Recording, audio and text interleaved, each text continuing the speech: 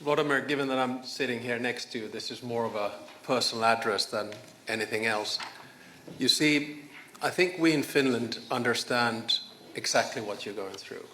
We have 1,340 kilometers of border with Russia. In November 1939, Russia attacked us, completely unprovoked. We fought 2 existential wars against Russia. The first one was the Winter War. It lasted only 105 days, and we were able to hold the line. The second one was the War of Continuation, which lasted pretty much 1,100 days. And that's what you've been going through right now. And essentially, for me, this war is about the existence of nationhood in Ukraine. And that nationhood is based on a triangle. And that triangle is something that we thought would be respected ever since the end of World War II. And that is independence, sovereignty, and territorial integrity. Now, in World War II, Finland had to accept a peace with Stalin. And I'm sure we're going to have to accept a peace with Putin. But the peace that we accepted had only one out of the 3 statehood principles in it: independence. We were the only country bordering the Soviet Union that was able to retain our true independence. But we lost our sovereignty. You know, we couldn't decide the clubs we wanted to join. We were able to join the EU only when the Soviet Union collapsed in 1995. And we lost 10% of our territory, including the areas where my grandparents were born and where my father was born. Now, the only reason I'm saying this is that the support that you will see from the Finnish public, and I think from all around this table, is the support of identity and historical experience. Now, my big point is that there seems to be some misunderstanding about what is going on here. Russia obviously started this war, but remember that it started this acquisition of territory and spheres of interest already in 2008 by attacking Georgia, and then in 2014 by annexing the Crimean Peninsula. And then at the end of the day, we are now here to commemorate the 3rd anniversary of the beginning of the full-scale war, but the war has been going on for pretty much 11 years, ever since 2014. And a lot of people don't understand that this is not only about Ukraine, but this is also about Europe. This is also about the United States. This is also about international law. And at the end of the day, it's about the world order.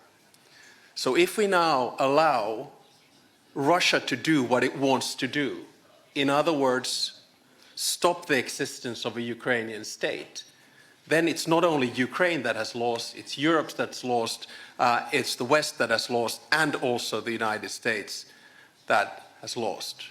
And for those who doubt about this, let me say one thing very clearly. You cannot trust Putin. You cannot make a deal with Putin, because that means basically a deal also with China. I also say that for those who doubt, the only way in which Ukraine is going to fully win this war is that we continue the support that we have given you from the beginning. And I also say that if Russia gets what it wants now, trust me, it's not going to stop with Ukraine. We know that Putin will continue because his mind is one of imperialism and spheres of interest. So self-evidently, Finland will continue to support Ukraine for as long as it takes. We're the 5th biggest donor, GDP per capita. Let me finish off, however, by saying that I think in the past 2 weeks, we've been sort of a little bit lost. A new American administration has come in, and we have heard conflicting messages. I believe that we need to take the initiative back. And by that I mean to say that there needs to be something concrete on the proposal, on the table. So let me propose today something that I've spoken with you about and with many around the table.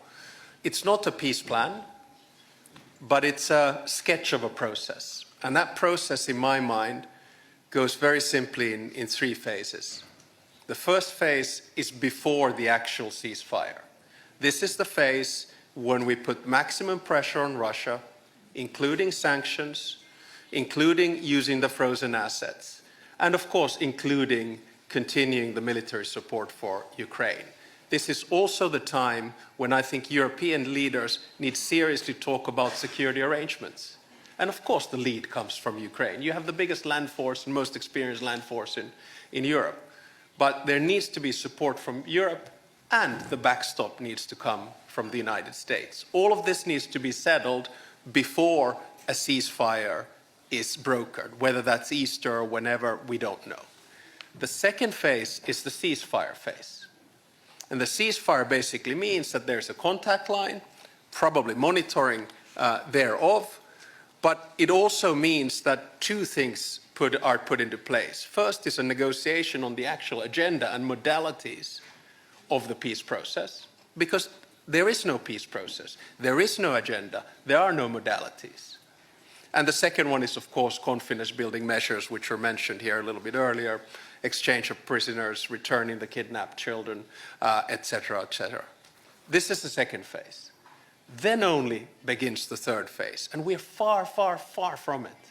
And that is the actual peace process. That's when there is conversation about territory, that's when there is conversation about reconstruction, and that's when there is conversation about unraveling the sanctions. Having said all of that, very conditional by the way, having said all of that, I think we need to make clear to the Russians and everyone else that there are a few things that are completely off the table in these negotiations. One is EU membership. It is not Russia who decides on EU membership. It is the European Union who does that. Two is NATO. It is not Russia that decides on NATO membership. It is the alliance itself.